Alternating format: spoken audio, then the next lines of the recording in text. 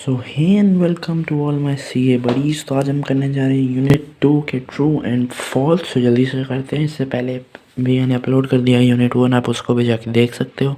तो first true and false करते हैं जल्दी से। The concept help in keeping business affair free from the influence of personal affair of the owner is known as matching concept. तो इसको तो बताने की ज़रूरत नहीं है। जो ओनर को अलग रखता है बिजनेस से उसको कहते हैं business entity principal.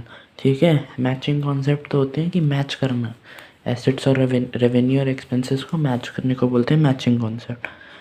Entity concept means that the enterprise is liable to the owner of for capital investment made by the owner।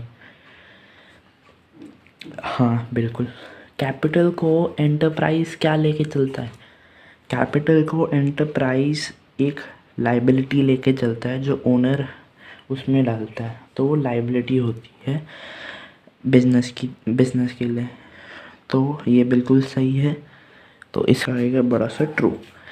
Accrual means recognition as money is received or paid and not of revenue and cost as they earned or incurred। तो accrual क्या होता है? accrual होता है कि जब transaction हुई तब मानना है कि, तब मान लो जब ट्रांजैक्शन हुई, भले ही पैसे मिले नहीं मिले उससे मतलब नहीं है, ट्रांजैक्शन हुई तो इसका मतलब वो एक्रूवल बेस है। कैश बेसिस, एक्रूवल बेसिस, ये 11th में पढ़ के आए रखे होंगे आप लोग। तो उसका मतलब ये है, इसमें क्या लिखा है ये समझते हैं। Accrual mean recognisation as money is receive. यहीं पर पता चल जाता है कि ये फॉल्स है, क्योंकि एक्रूवल कहता है जब ट्रांजैक्शन हुई है तब ही नोट कर दो। अगर बंदे कोई क्रेडिटर ने आपसे सामान लिया है तो कोई बात नहीं, आप रिकॉर्ड कर लो, एक्रूवल कॉन्सेप्ट ये कहता है। पर यहाँ पे तो ये कहते हैं कि जब मनी रिसीव हो, पे हो तब। तो ये इससे ही पता चल जाता है कि गलत कह रहा है, तो इसका है false. Next, the convergentism concept also states that no change should be counted unless it has been materialized। तो ये जो स्टेटमेंट है ये कन्वर्जेटिज्म प्रिंसिपल नहीं कहता है, ये जो कहता है ये कहता है रियलाइजेशन प्रिंसिपल। तो रियलाइजेशन कॉन्सेप्ट कहता है, तो ये गलत है, तो बड़ा सा आएगा इसके आगे फॉल्स। ठीक है, फॉल्स।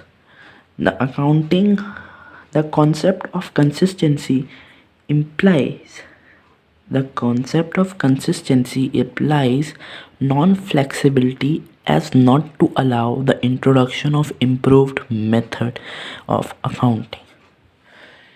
कंसिस्टेंसी एक इसमें लिखा है कि कंसिस्टेंसी नॉन फ्लेक्सिबिलिटी है, मतलब फ्लेक्सिबल नहीं है, और वो बिल्कुल अलाउ नहीं करता कि हम नया मेथड लेके आए, जो अच्छा मेथड है, इम्प्रूव मेथड है वो लेके आए।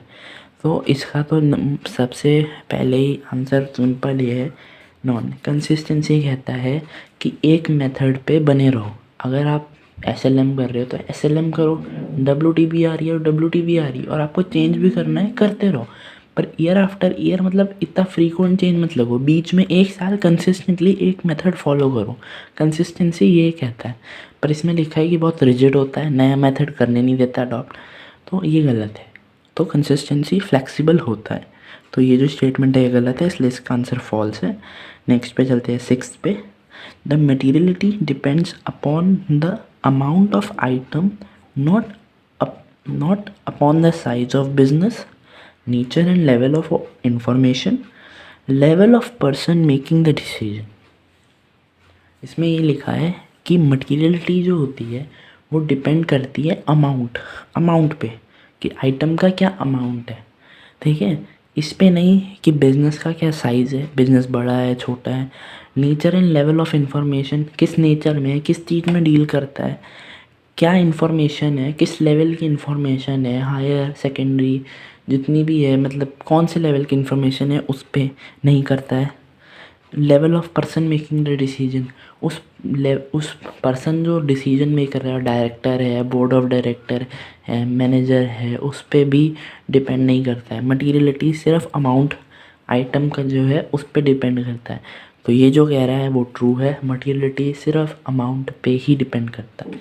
इन सब चीज़ों से मटीरियलिटी का कोई लेना देना नहीं है। तो हमने यूनिट 2 के ट्रू एंड फॉल्स भी आज कंप्लीट कर लिए हैं। तो अब आगे भी करेंगे और यूनिट्स भी करेंगे इस।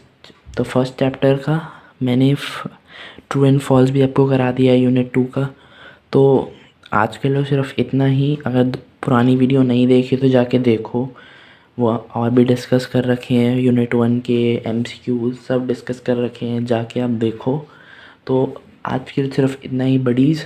तो मिलते हैं नेक्स्ट वीडियो में, तब तक के लिए बाय बडीज़।